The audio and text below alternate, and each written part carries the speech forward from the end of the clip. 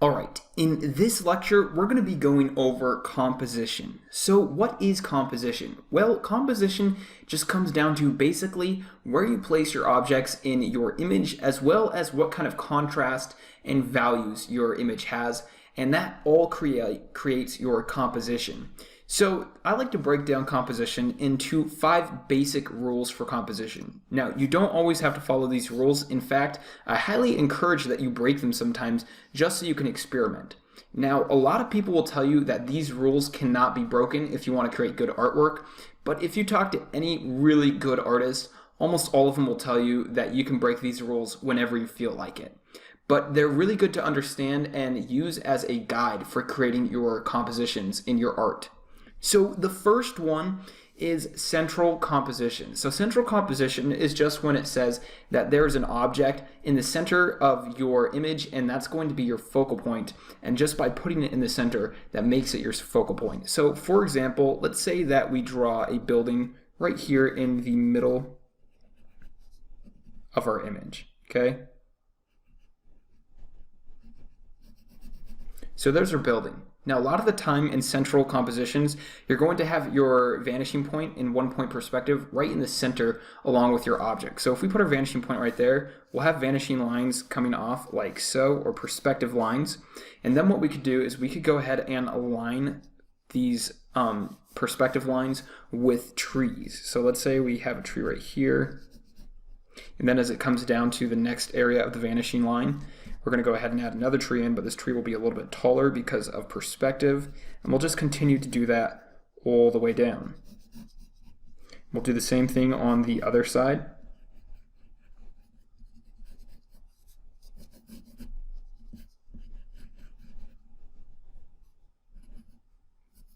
And then we'll add one more tree right here. But even though, once we erase away these vanishing lines, they're still going to be there subconsciously. You're going to know that there are vanishing lines going off to this vanishing point, and all of that points to the center. Plus our object is in the center. Plus we can also darken our object so that it's more of the focal point because it'll stand out more because there's more contrast between our object and our background now. But that is central composition. The next one is called the rule of thirds. So the rule of thirds says that if you break up your image into thirds, you can use this as a guide to create a good composition. So what I'm going to do is I'm just going to draw 2 lines like so and make sure that the distance between each line and the edges of my page are about 1/3 apart. And so now I know that anything that I put on these lines are probably going to be a good bet for where I want to position an object in my drawing. Then you can also go ahead and break the horizontal lines of your page up into thirds also, like so. Now generally this top line or this bottom line are the best place to put your horizon line. So most of the time people put their horizon line down here at the bottom. So let's say that we make this bottom area our horizon line. And then let's say that we want to add in an object. So let's say we want to add in a person. Well, we probably want to put our person right here on this line because this is the rule of thirds, is saying that you want to put things on these lines, and that will help your image look really good. So there's one person right there on that 3rd line. We have a horizon line on this 3rd line. And then we can even fill up a whole 1/3 of an area with an object too. So let's say this whole area right here, we want to fill that most of that in with something. So I'm going to add in a house that basically takes up the entire 1/3 of my image. So I can go ahead and add in a window right there and even a door.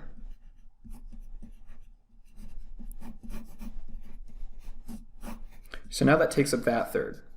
Now the next rule is called focal point contrast.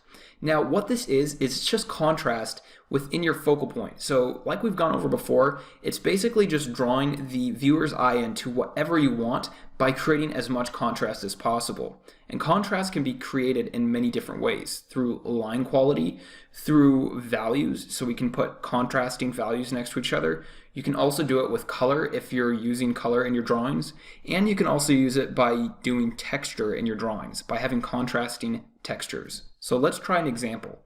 So let's say that we have an object right here in our drawing. Let's say that it's an apple, okay?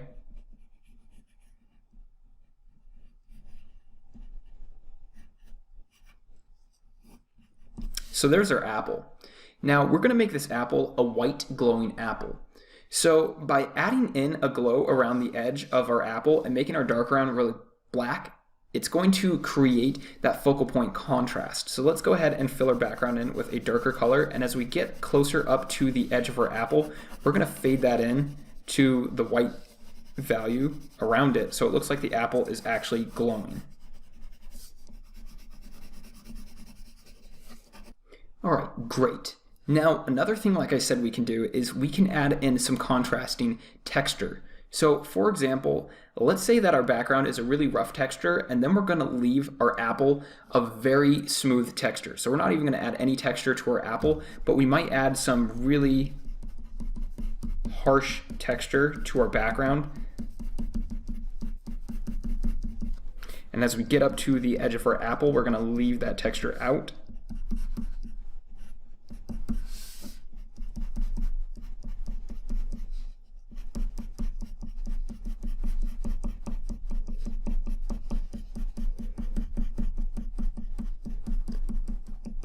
Then we can go ahead and darken these edges just a little bit more also. And so now we've really created some focal point contrast by creating two different textures. One is the apple, which is very smooth and has no texture at all, and then our really rough background texture. Then we also created focal point contrast by adding in a dark background and then leaving it really bright around the apple and leaving the apple completely white. So we have that contrasting values that creates that focal point. So as soon as you look at this drawing, your eye goes directly to that apple. All right, the next composition type is depth of field. So we've already kind of gone over this with detail when we went over how to create space in your drawings. But depth of field is basically just blurring one layer of your image and keeping another layer in focus. So for example, let me draw a little diagram really quick. So let's say that we have a person right here, and then further up we have some trees in our composition, like so. And we can see the tops of those branches. And then let's say that we have our background, which has some mountains on it. Well, if you're taking a picture of this with a camera, what your camera is going to do is it's going to focus on one of these layers because they're at different distances. So if you wanted to focus on this character right here, then this character would be really sharp and have hard edges and lots of detail. Then the next layer would be a little bit out of focus, meaning it would be a little bit blurry. And then by the time you got to this background area, because it's the furthest one away, it would be very blurry. Now you could change the depth of field by focusing on this middle layer, and so now that would be really sharp and have a lot of detail. And then this character would be blurry and this background would be blurry. So when you're creating a depth of field with drawing, it can be a little bit difficult, but it can still be done. But it's something you definitely want to understand when it comes to creating artwork. So let's say we're going to recreate this image right here, but rather than having these trees here, we're just going to go ahead and add the background in. So first off, I'm going to start off by sketching out a really light character. So we're just going to show the shoulders up. So there's my character. Next, I'm going to go ahead and add in my background. So in this background, we're going to have some mountains, just like so. And maybe there's going to be a few trees down here at the bottom. Like so. Then we might add a little bit more detail onto this mountain.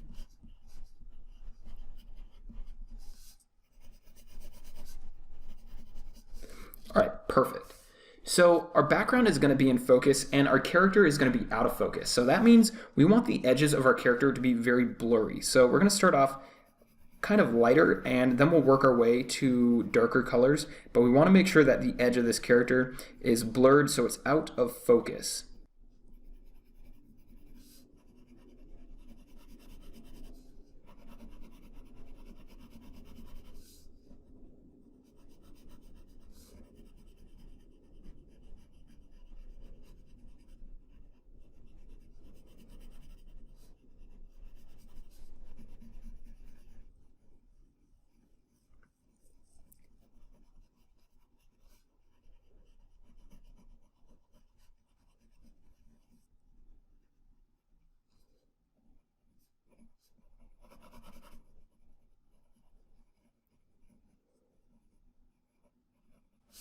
And so now, just by creating that gradual gradient from my dark value to the lighter value of my background, I created the illusion that my character is blurry and out of focus. But now I've created that depth of field, so it looks like you're looking past the character and to the background, and that really creates a focal point by making whatever you want your viewer to look at in focus and making other things out of focus.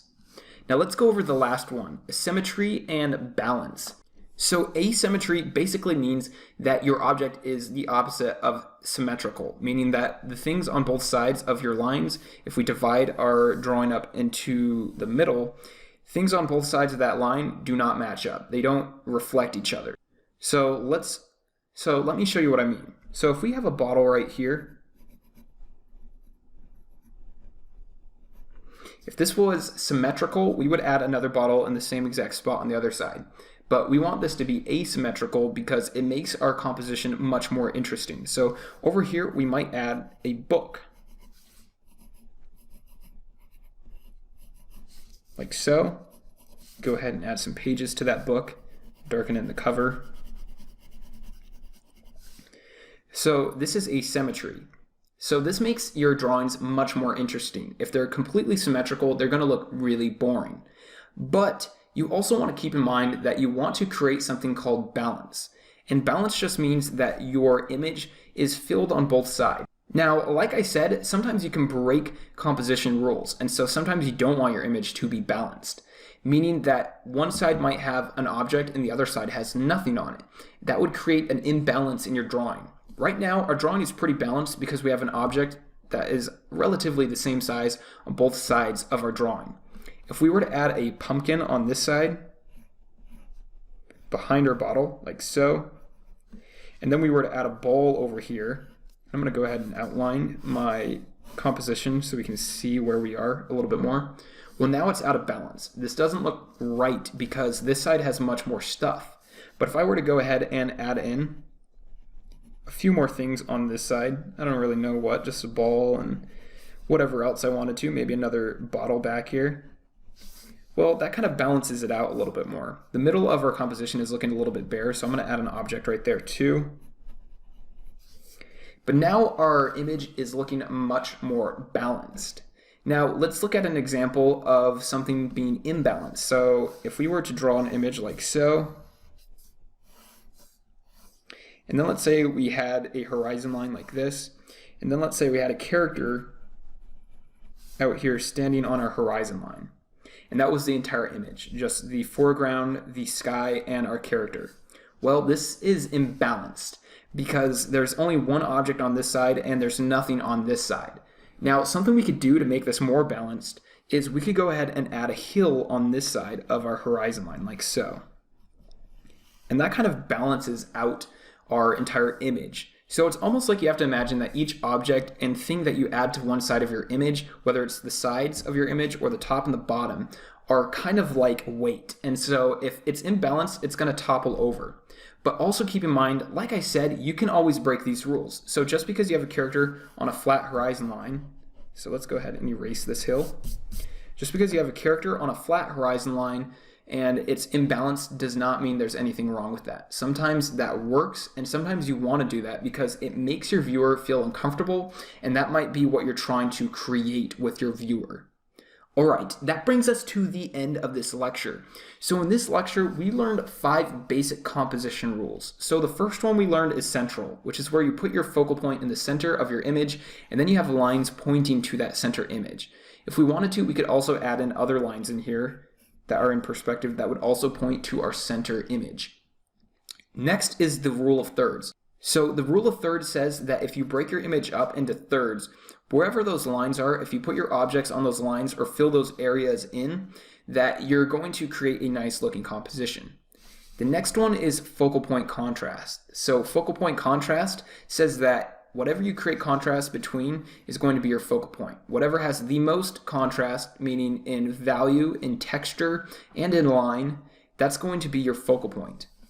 Then the next one was depth of field. Depth of field is just where you blur one layer of your image in order to create a focal point on another area of your image. Then the last one is asymmetry and balance. So you want to keep things asymmetrical. That way your image still looks interesting. So like here we have all kinds of different objects. It's not copied onto this other side of our symmetrical line. And so it makes it look much more interesting. But then you also want to keep in mind that you want your composition to stay relatively balanced. But then we also learned that sometimes it's okay to create imbalance, especially if you want your viewer to feel a little uncomfortable. And it's not always that they'll feel uncomfortable. Sometimes you can just break this rule and it's fine. It just makes for an interesting looking composition. All right, thanks for watching this lecture, and I really look forward to seeing you in the next one.